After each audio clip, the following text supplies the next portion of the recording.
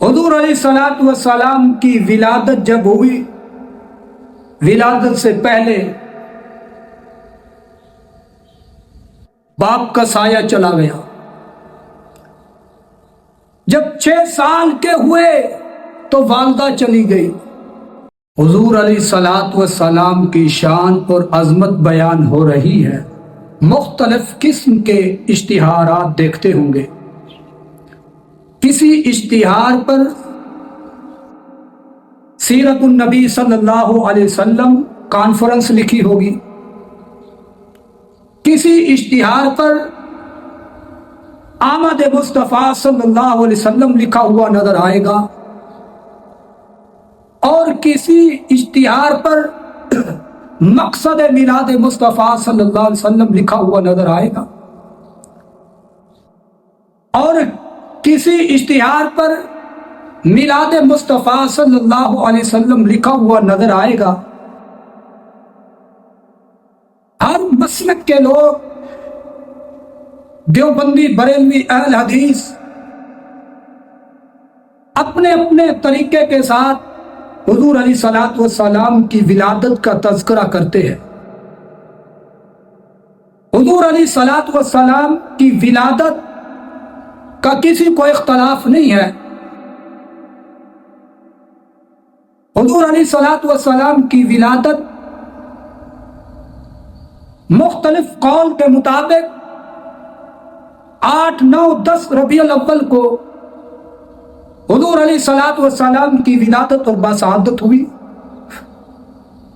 اور 12 ربیع الاول کو آقا دو جہاں حضرت محمد مصطفیٰ صلی اللہ علیہ وسلم کا وصال ہوا۔ آپ اس دنیا سے تشریف لے گئے۔ کوئی بندہ یہ کہے کہ میں حضور کے میلاد کو نہیں مانتا، یہ غلط بات ہے۔ حضور کا آنا اس دنیا میں ہر بندہ مانتا ہے، چاہے دیوبندی ہے، بریلوی ہے، اہل حدیث ہے، اہل تشیع ہے، صرف عیسائی حضور علیہ الصلوۃ والسلام کی ولادت کو مانتے ہیں۔ لیکن ولادت تو ابو لہب بھی مانتا تھا کہ حضور کی ولادت ہوئی ہے۔ ابو لہب کو جب بھتیجے کی خوشی ملی تو اس نے لونڈی کو آزاد کر دیا۔ ابو لہب نے خوشی منائی، آسمان خوش ہوا،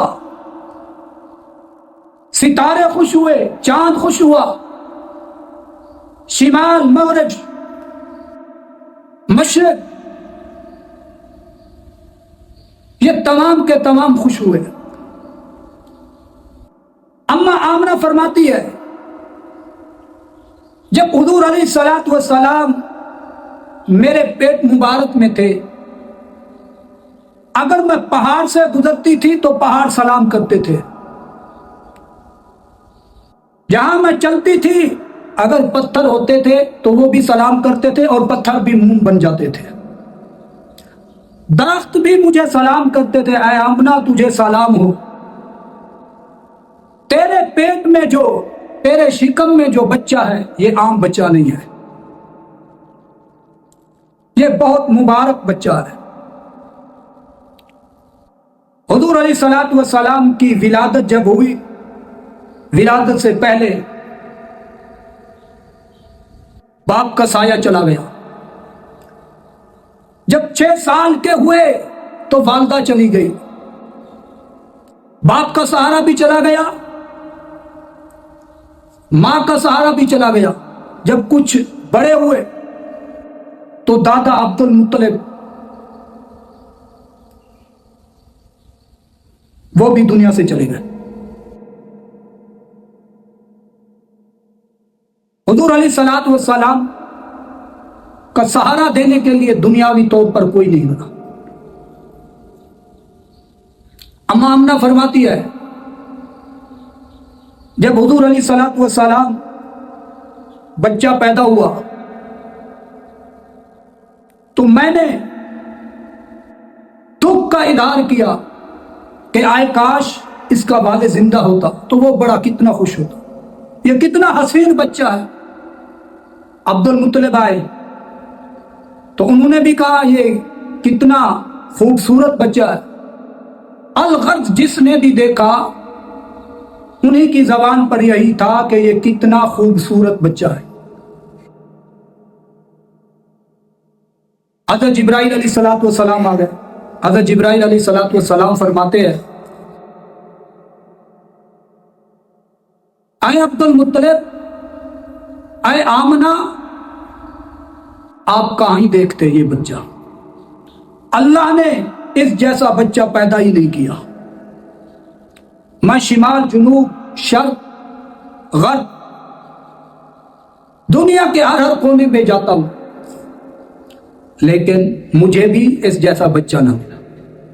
حضور علیہ السلام اتنی خوبصورت تھے۔ کتابوں میں لکھا ہے کہ اللہ نے حسن کے 99 حصے بنائے۔ کتنے حصے بنائے؟ 100 حصے اللہ تبارک و تعالیٰ نے حسن کے بنائے ہیں۔ ایک حصے کو آدھا آدھا کیا اور ایک آدھے حصے سے پوری کائنات کو رب کائنات نے سجایا، خوبصورت بنایا۔